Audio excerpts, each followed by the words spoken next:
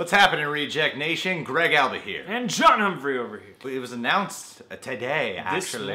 This morning. From the woman herself. Jaime Lee Curtis. Laurie Strode will be returning to the Halloween sequel boot thing.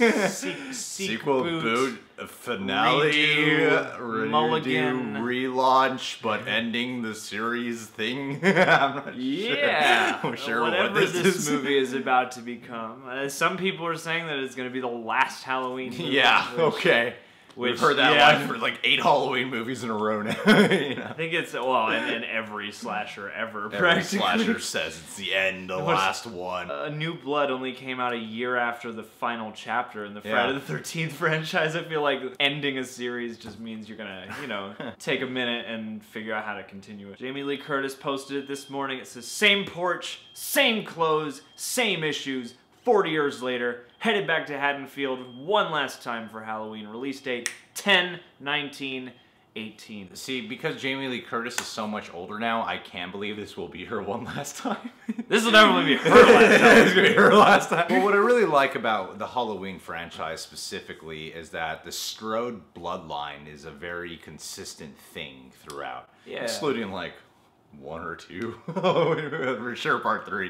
But, I mean, there's that whole thing with like Danielle Harris's character where she's like kind of related somehow. Yeah, she's in the bloodline, you know. So there's a, and then they go into that whole voodoo man in black thing. Yeah, which I wasn't as big of a fan of. In terms of this happening, I think it's cool because you know Jamie Lee Curtis was on Scream Queens. I heard she's pretty damn good in that show. But I was like, yeah, Jamie Lee Curtis is like a Scream Queen. It's so cool that she's in the Scream Queen show. So for her to be returning to this, especially since it's supposed to be a continuation. I thought this was going to be just a direct reboot with John Carpenter involved, since we already got a reboot with Rob Zombie's movies. Yeah. But those are just like the, you know, the side comic book tales we can just put to the side, I guess, while they pick it back up where we left off from Halloween 2. My question is, how do they expect audiences, like we're California-based, we're LA-based, where movies are constantly being made and talked about. Everyone's in the know when it comes to movie knowledge. And I feel like other parts of the world and America, a lot of people don't know these things. And this is more confusing than rebooting Spider-Man a bunch of times. I like the mystery, but at the same time, I'm like, there are only so many things it could be. And you've kind of ruled them all out, but not. It still leaves me in a place where I'm eagerly anticipating whatever it is they're going to come up with. And there's something, again, I'm always trepidatious when directors endorse reboots and things like that. But John Carpenter said that Danny McBride and David Gordon Green blew him away with their idea, and he said they seemed to really get it. So, hey. Hey, we also passed the torch to Rob Zombie, then took back his words on that. When they talked about that, he was like, he called him up and he said, yeah, I was like, sure, whatever, to do it. Those movies never got the blessing the same way, but I don't know, I feel like Blumhouse has this unique knack right now, whereas if anybody can do it, they can, you know. Of course. John Carpenter on as the executive producer, creative consultant, having Blumhouse behind it, and now having Jamie Lee Curtis, like, I'm really worried, but at the same time, I think it could work, and I think if they nail it. Worried and excited. Yeah. Simultaneously. Worried because I could see how it could go wrong. Excited because I could see how this could be a really fun time. And it could be special. The thing is, it could be, because it's, you know, it's not often, it's not all the time that you get the originator of the thing to come back. And like, hey, that worked for Wes Craven in New Nightmare. Oh, he didn't direct New Nightmare? Didn't he?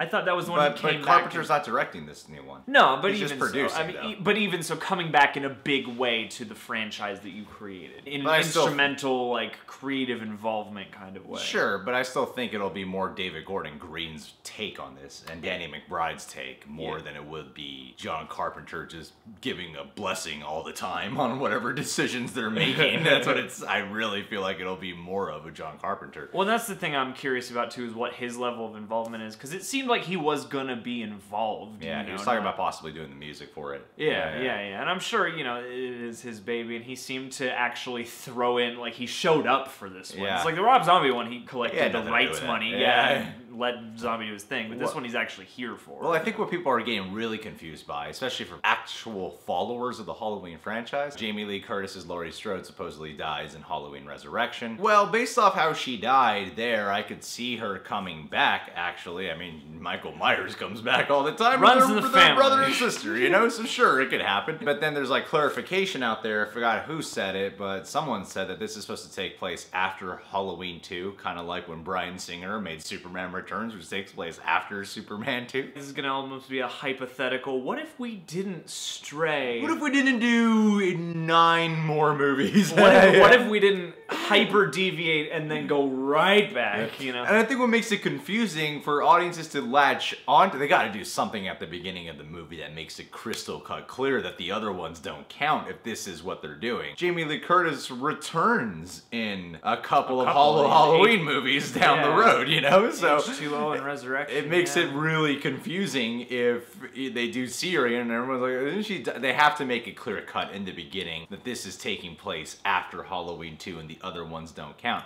Well, otherwise, it's going to be very confusing. Where that's going to be and what they mean by that too, because there's no denying she has aged since Halloween 2. Yeah. So you can't just pick up like right there. I don't think they're going to spend the money to de-age her the entire film, you know. And I don't know again what involvement Laurie Strode's going to have. Is it going to be a story. cameo? Is it going to be a scene? Is it going to be a full supporting character? Is it going to be the lead character? We're not entirely sure what it's going to be. But regardless, you know, Jamie Lee Curtis was the ultimate scream queen. She was the star of the first 2 Halloweens, which are arguably the best ones. I like Halloween 4 a lot. Personally, I think Halloween 4 is pretty good. I could see this going wrong. At the same time, though, I am excited they're bringing her back. Laurie Strode is such an integral character to the Halloween franchise, and she's the Laurie Strode character is in the Halloween reboots that Rob Zombie did, but it's nothing like the Jamie Lee Curtis character. Totally different kind of person. What's going to be fascinating to me about this experience is you've seen Laurie Strode in Halloween 1 and 2, and then you see her down the road many years later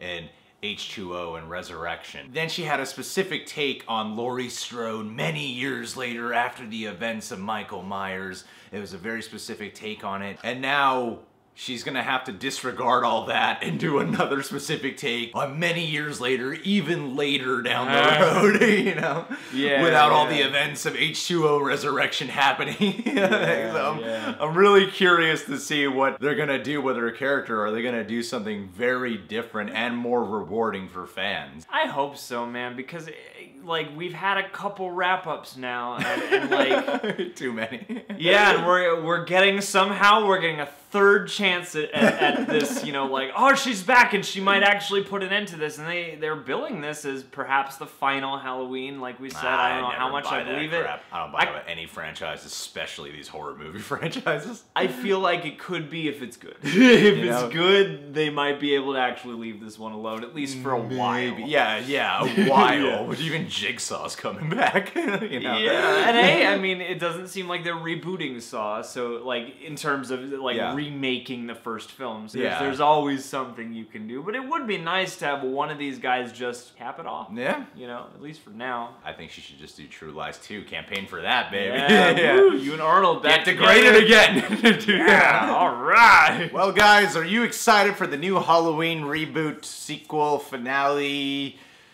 thingy they're doing? The Halloween thingy they're doing. Are you excited for Laurie Strode to come back? What are your guys' thoughts on this?